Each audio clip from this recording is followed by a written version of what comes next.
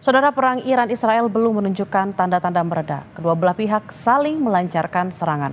Presiden Amerika Serikat Donald Trump menyerukan agar Iran menyerah yang direspon penolakan dari pemimpin tertinggi Iran Ayatollah Khomeini. Kenapa hal? Perang Iran-Israel belum menunjukkan tanda-tanda mereda. Kedua belah pihak saling melancarkan serangan.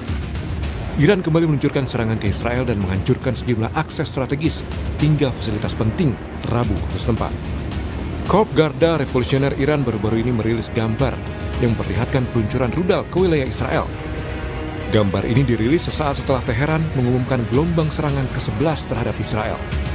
Untuk membalas serangan Israel, Iran telah meluncurkan serangkaian rudal ke beberapa lokasi. Lewat operasi True Promise 3, Iran menargetkan sejumlah lokasi strategis termasuk ke kota Tel Aviv. Sementara pasukan pertahanan Israel IDF menyalakan sirene di sejumlah wilayah pada Rabu pagi. Sirene dibunyikan setelah IDF mendeteksi rudal yang diluncurkan dari wilayah Iran. Sejumlah ledakan terdengar saat sistem pertahanan udara Israel mencegah rudal yang diluncurkan Iran ke udara. Israel juga menyatakan telah melancarkan serangkaian serangan ke ibu kota Iran, Teheran. Sistem pertahanan udara Iran juga merespon serangan dari pihak Israel Rabu pagi. Gambar yang dirilis kantor berita Mer memperlihatkan beberapa cahaya terang terlihat melintas di langit kota Teheran. Beberapa lama kemudian, terjadi serangkaian ledakan di atas langit Teheran. Kepala Staf Angkatan Bersenjata Iran, Abdul Rahim Mousavi, mendesak penduduk di kota-kota besar Israel, Haifa dan Tel Aviv untuk mengungsi, yang memperingatkan akan adanya serangan yang lebih besar lagi. Mousavi bilang serangan yang sebelumnya diluncurkan Iran hanyalah serangan peringatan. Iran akan mengerahkan ratusan pesawat nirawak jarak jauh dengan kemampuan tepat sasaran dan daya rusak berat. اما عملیاتی که تاکنون اجرا شده صرفاً هشدار برای بازدارندگی بوده است و عملیات تنبیهی به زودی اجرا خواهد شد. لذا به جد به ساکنین سرزمین‌های اشغالی به ویژه تل‌آویو و حیفا هشدار داده می‌شود. Sebelumnya, Presiden Amerika Serikat Donald Trump menyampaikan dalam media sosialnya, ia mengetahui lokasi pemimpin tertinggi Iran. Donald Trump pun menyampaikan, kami tak mau misil mengenai warga sipil atau pasukan AS. Kesabaran kami semakin menipis. Trump juga menyerukan agar Iran menyerah.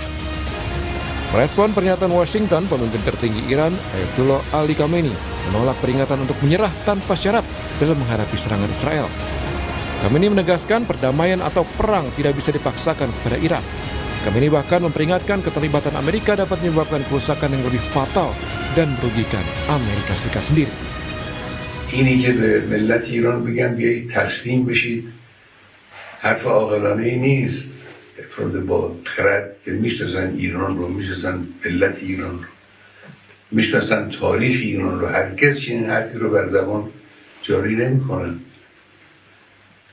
تسلیم چی بشن؟ ملت ایران تسلیم شدنی نیست. آمریکا در این قضیه 100% به ضرر اوست. اونچه که او در این زمینه ضربه خواهد خورد به مراتب بیشتر است از اونچه که ایران ممکنه زده. Iran dan Israel hingga kini masih saling serang. Rudal balasan Israel dan Iran menyebabkan kehancuran dan menelan ratusan korban jiwa. Perang antar dua negara menewaskan lebih dari 200 orang di Iran dan puluhan orang di Israel. Korban mayoritas adalah warga sipil. Perang Iran-Israel belum juga menunjukkan tanda-tanda akan berakhir. Bagaimana dampaknya pada Indonesia dan bagaimana Indonesia bisa berperan dalam meredakan konflik ini? Kita sudah bergabung lewat sambungan Zoom dengan pakar hubungan internasional Universitas Parahyangan, Kishino Bawono. Selamat siang, Mas Kishino. Mas, baru aja kira-kira 1 hari lalu Amerika dan juga negara-negara G7 mengatakan kami menegaskan bahwa Israel memiliki hak untuk membela diri dan ada dukungan terhadap keamanan Israel. Nah, kalau memang negara-negara G7 ini setuju untuk membantu serangan Israel, apa yang akan terjadi jika mereka semua terlibat? Oke, kalau dari seluruh G7 saya rasa kita permudah aja pembahasannya, kemungkinan yang paling signifikan keterlibatannya, paling besar kontribusinya adalah Amerika Serikat.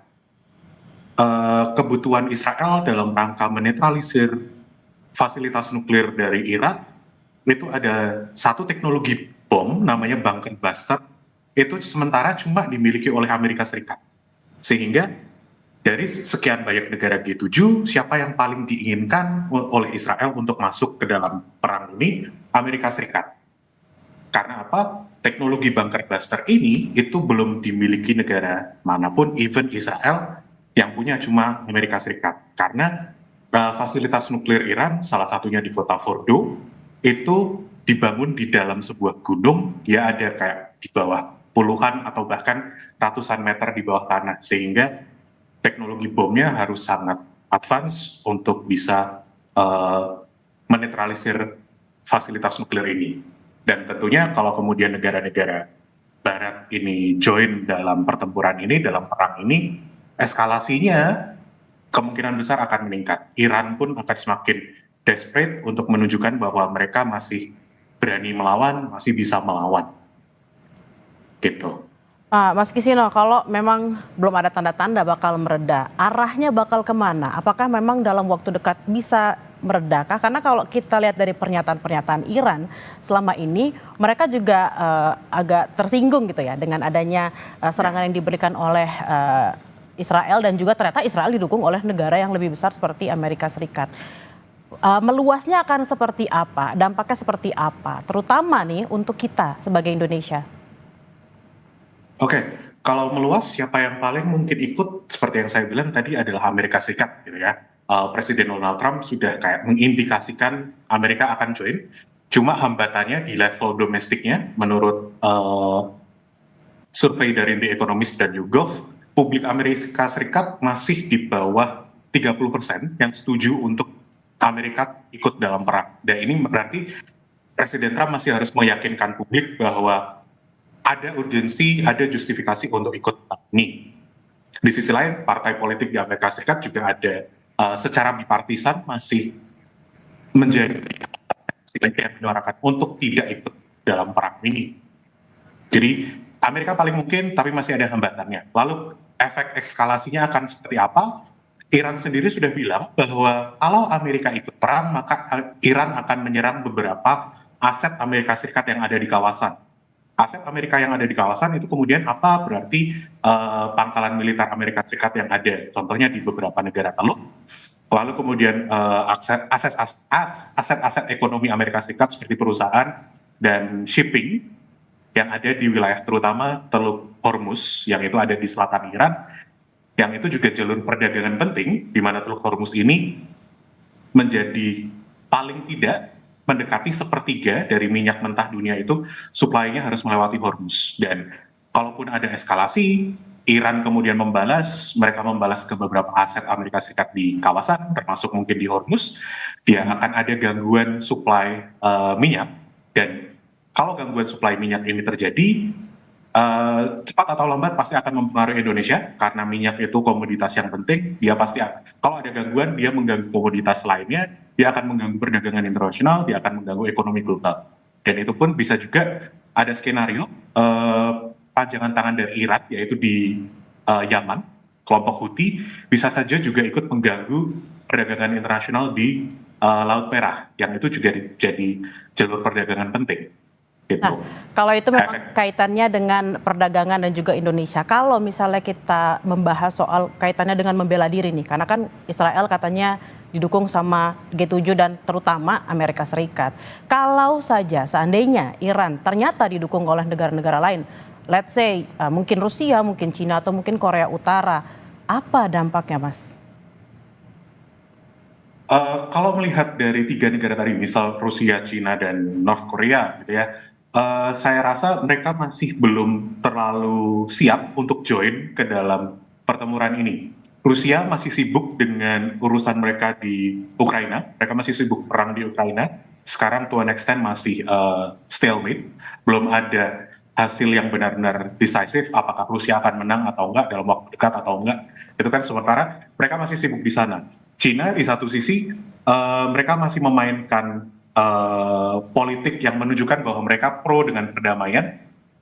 Ya, mereka masih menjual senjata kemana-mana gitu kan, tapi secara resmi mereka masih memposisikan mereka pro dengan negosiasi, pro dengan damai. Jadi rasanya mereka tidak akan seterbuka itu untuk mendukung Iran.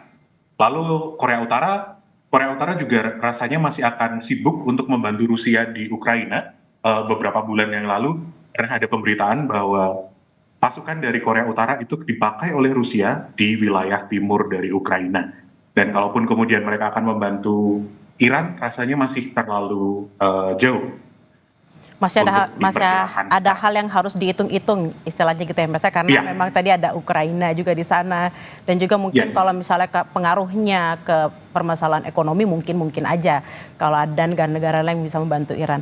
Nah, Mas, kalau kita lihat kan KBRI ini di Teheran sudah mengumumkan meningkatkan dari siaga 2 ke siaga 1 untuk WNI mulai untuk dievakuasi. Nah, ini jadi dampak yang sangat signifikan terkait dengan intensnya serangan antara Israel dan Iran ini. Ya, sepatutnya pemerintah Indonesia memikirkan keselamatan WNI dan ini paling tidak salah satu bentuk apresiasi yang bisa kita berikan adalah paling tidak pemerintah memikirkan sekian WNI kita yang ada di sana dengan menyiapkan rencana evakuasi ini. Semoga ya harapannya adalah kita prepare for worst case scenario gitu kan. Idealnya tidak ada eskalasi, idealnya Iran dan Israel akan ke meja perundingan, tapi ya daripada kenapa-kenapa ya Kemlu seharusnya sudah menyiapkan ini dan ya sepatutnya kita apresiasi. Semoga sih proses evakuasinya berjalan dengan lancar. Ya, kita memang harus prepare for the worst. Prepare for the worst-nya adalah lebih baik memang WNI kita untuk dievakuasi terlebih dahulu agar tidak ada dan diharapkan memang tidak ada korban jiwa dari warga negara Indonesia. Terima kasih Kisino Bawono, pakar hubungan internasional Universitas Parayangan. Selamat beraktivitas kembali dan salam sehat.